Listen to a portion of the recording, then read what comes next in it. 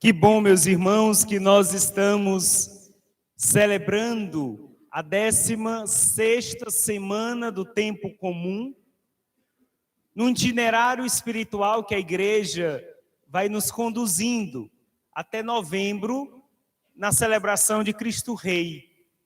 E a cada domingo, são 34 domingos, nós vamos sendo alimentados pela palavra do Senhor, a exercitar em nós, na nossa vida, juntamente com os irmãos, 3 virtudes teologais. A primeira se chama fé.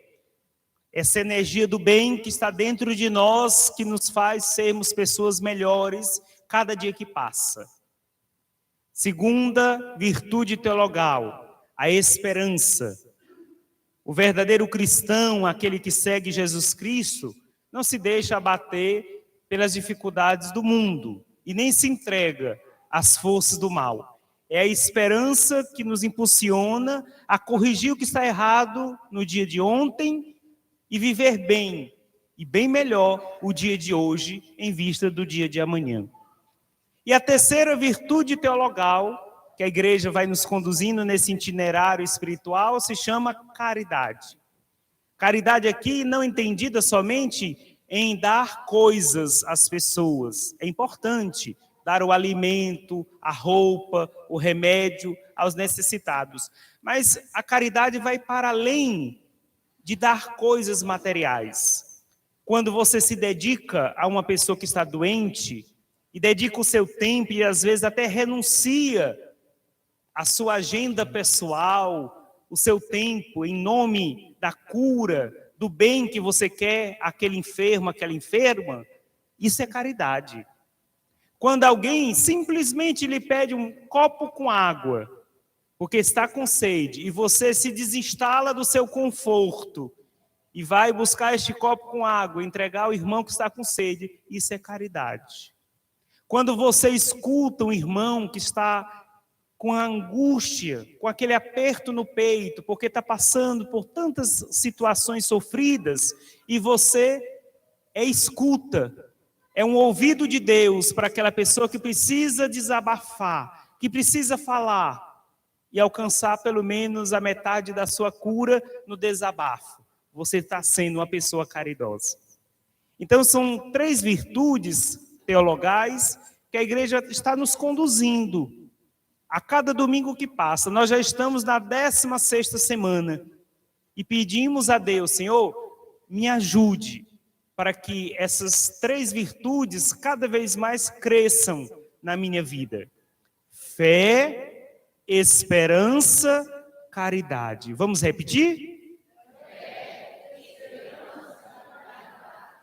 Feliz aquele e aquela que tivesse bom entendimento, e não só através da oração, mas principalmente da prática, exercitar essas 3 virtudes. Mas a partir do 16º domingo, justamente hoje, nós vamos ouvir da boca de Jesus Cristo uma explicação contínua do que é o reino dos céus, o reino de Deus. Nós não vamos ouvir de Jesus uma explicação objetiva. Olha, gente, o reino do céu é assim e ponto final. Não. Jesus, ele quer fazer um caminho conosco. Então, ele vai criando parábolas.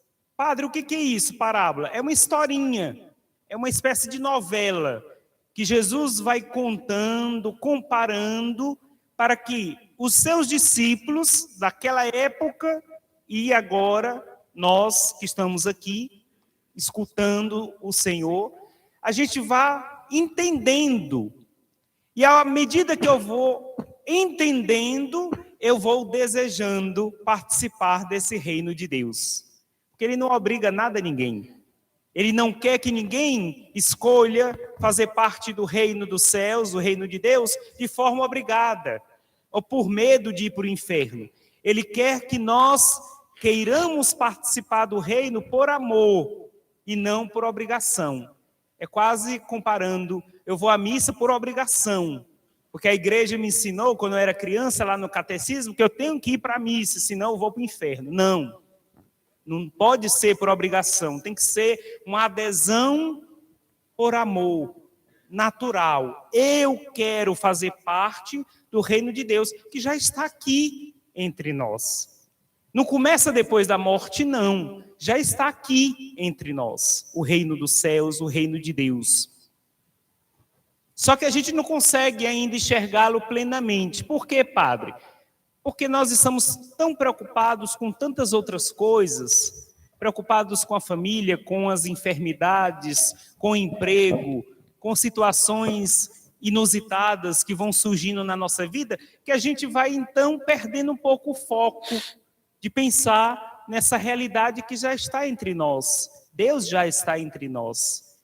Mas após o fim da nossa missão aqui na Terra, o que nós chamamos de morte, que é uma passagem, nós vamos plenificar, nós vamos viver plenamente esse reino que Jesus está chamando o reino dos céus, mas é o reino de Deus, que não tem nada a ver com palácio, com exército, com soldados. Tudo isso é criação dos humanos. Fomos nós que inventamos esse reino, que muitas vezes é um reino injusto, de exploração do povo, em benefício à família real, à família monárquica. O reino de Deus não tem nada a ver com isso. O reino de Deus é participação de um estado de graça, onde você não tem mais dor, onde você não tem mais tristeza, onde você não tem mais as amarras que esse mundo ainda nos colocam.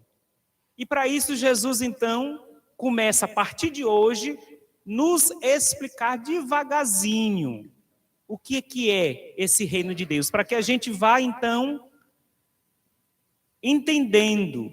E à medida que a gente vai entendendo, a gente vai dizendo para ele: Senhor, eu quero participar desse reino. Eu quero fazer parte dessa realidade divina, da graça, onde não existe mais tanto sofrimento, não existe dor, não existe mais ranger de dentes.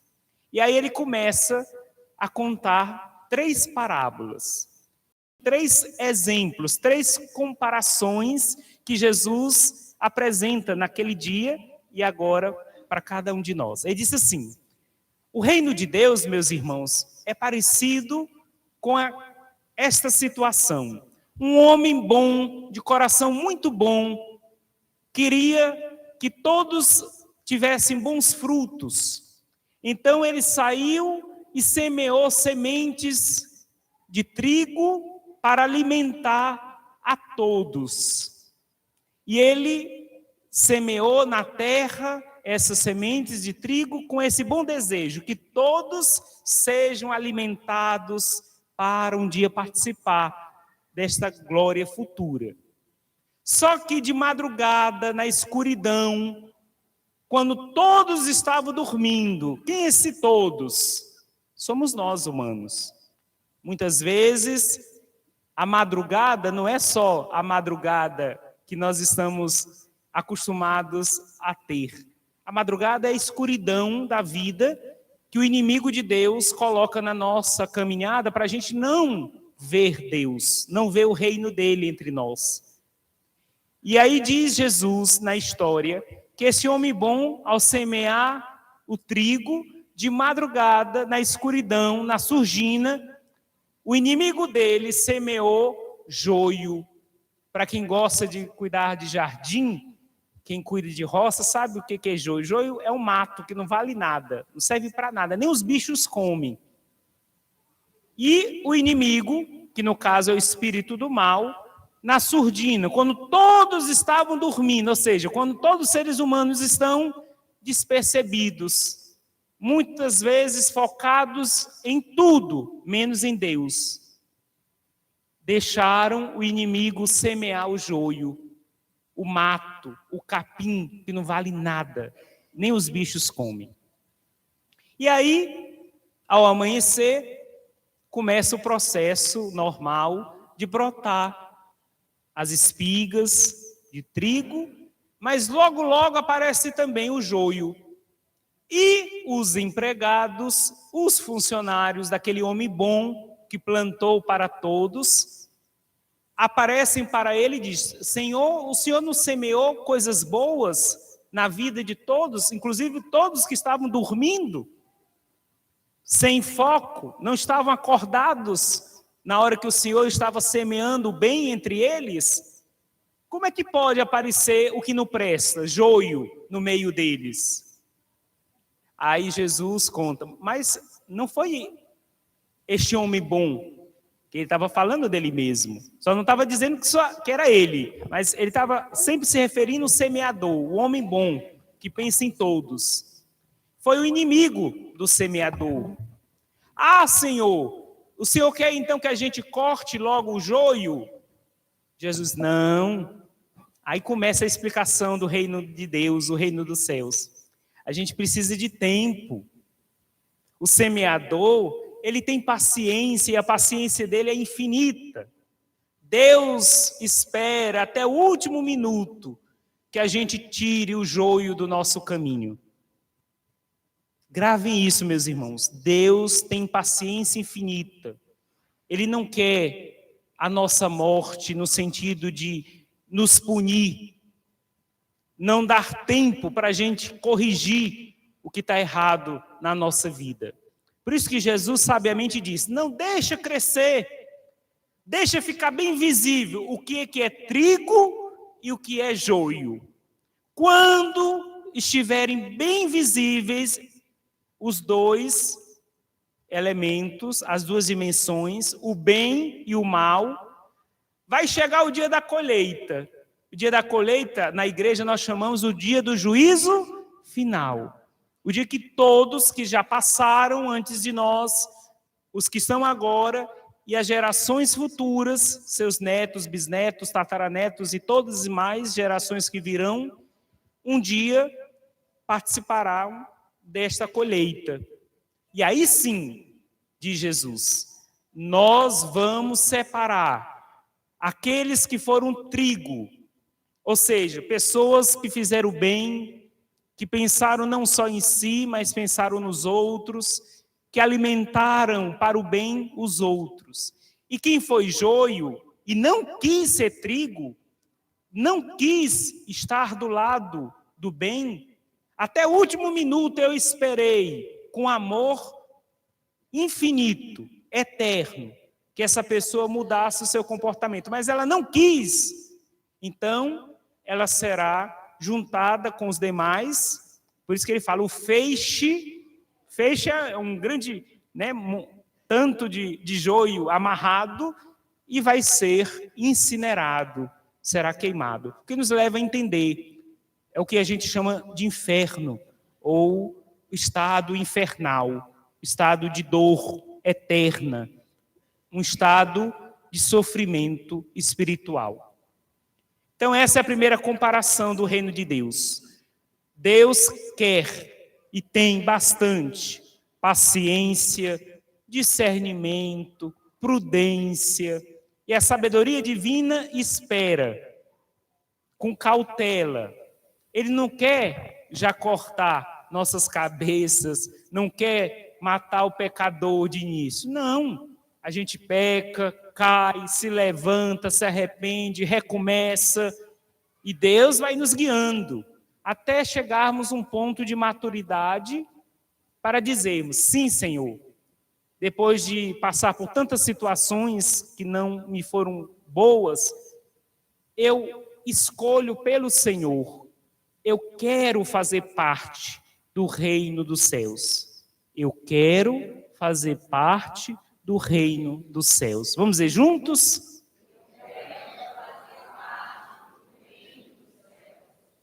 Essa é a meta última do ser humano, fazer parte. Mas você querer, você desejar, Deus não vai te obrigar, Deus vai te ajudar.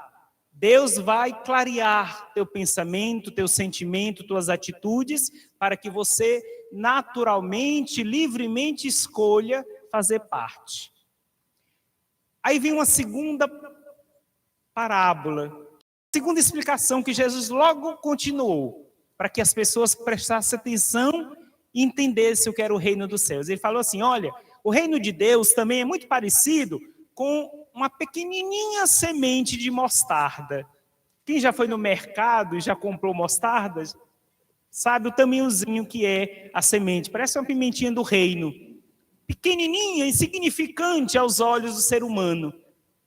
E é assim, o reino de Deus já está aqui entre nós, a gente nem enxerga, nem vê, porque a gente se preocupa com tantas outras coisas que a gente nem percebe a obra de Deus acontecendo. E aí Jesus disse, olha, o reino de Deus é como essa sementinha, que ela, uma vez semeada, vai se tornando uma hortaliça tão grande, com tantos ramos, que da fragilidade de uma semente se torna suporte até para os pássaros. Jesus estava explicando que o reino de Deus em nós nos ajuda a sermos suporte para os outros. Na nossa simplicidade, na nossa pequenez, você não precisa ser milionário para ajudar os outros. Na sua pobreza financeira, ou até na sua pobreza ainda humana, você pode crescer muito e ainda ser suporte para muita gente nesta vida. Infelizmente, os meios de comunicação, em 24 horas só passa desgraça. Pode ligar sua televisão, acompanhar pela internet, é o que dá ibope, é o sensacionalismo. Mas tem muita gente boa nesse mundo. Tem muita semente de mostarda espalhada nos 5 continentes fazendo bem. Mas isso não dá lucro, isso não dá ibope. Não se fala de tantas bondades que existem entre nós, os anjos de Deus, que são muitos aqui na terra. São sementezinha de mostarda. Deus, através de cada um de nós, chegando a outros e acordando para que escolham o reino do bem e não o reino do mal. E ele continua com a terceira e última explicação, exemplo, para esse momento, porque ele vai dar vários outros exemplos. Como eu já falei, são 34 domingos, a gente vai ouvir nos outros domingos vários outros exemplos que Jesus nos concede. Ele fala assim, o reino de Deus também é parecido, não só com o discernimento entre o trigo e o joio, e nem com a semente de mostarda, mas também é parecido com uma mulher que está batendo a massa de um pão, de um bolo, de uma torta, e escolhe o melhor ingrediente, o fermento. Quem cozinha aqui, levanta a mão, por favor.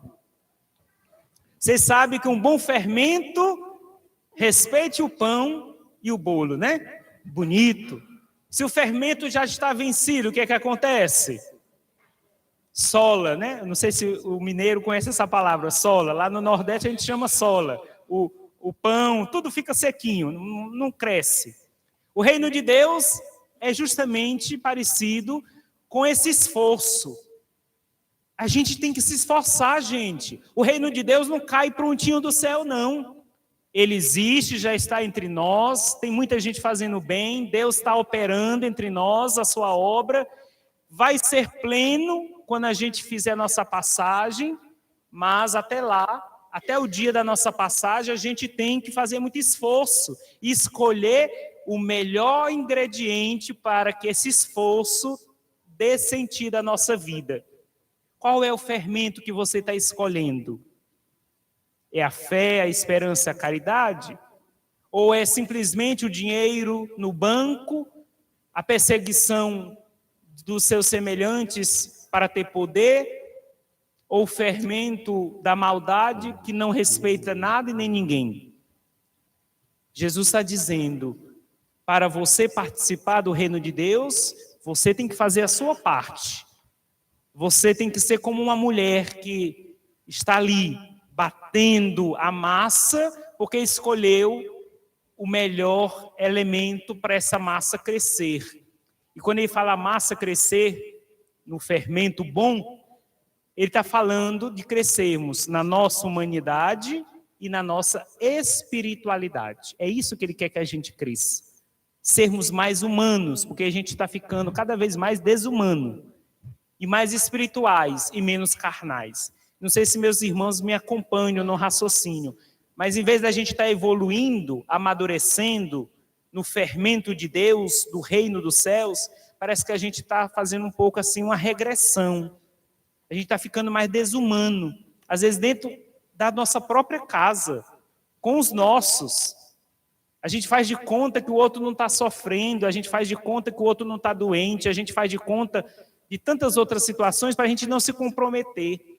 Se a gente é capaz de fazer isso dentro da nossa própria casa, imagina fora, com os outros estranhos. Aí que não fazemos mesmo. Estamos espiritualmente também regredindo, porque em vez de buscarmos crescer em Deus, a gente cada vez mais está se afastando do espiritual, do sagrado. Estamos ficando demais só no carnal. Importante é ter prazer carnal, é a pornografia, é o sexo desmedido, é a bebida que me leva à fuga, é a droga ilícita que me tira da minha realidade para eu não enfrentar os problemas. A gente precisa buscar o fermento do bem, que faz a gente crescer na humanidade e na espiritualidade que Deus deseja, e não o contrário. Falei demais, mas é rico demais o que Jesus nos explicou. O reino de Deus tem essas 3 comparações primeiras. Discernimento. Você quer ser trigo ou quer ser joio? Segundo, você observa a presença de Deus que é quase oculta, quase imperceptível, semente de mostarda, mas que está aí crescendo, estendendo seus ramos e nos apoiando, como apoia os pássaros. E terceiro, você está escolhendo o fermento do bem para, com o seu esforço, com toda a sua boa vontade, você conquistar o reino de Deus, sendo mais humano e sendo mais espiritual? Fica aqui a explicação de Jesus e espero que cada irmão, cada irmã faça a melhor escolha para a sua vida. Amém, meus irmãos? Um minutinho de silêncio. Entregue nas mãos de Deus a sua semana. Que o Senhor receba nossas orações e nos devolva em forma de bênçãos. E principalmente nos proteja do inimigo que semeia joio no nosso caminho.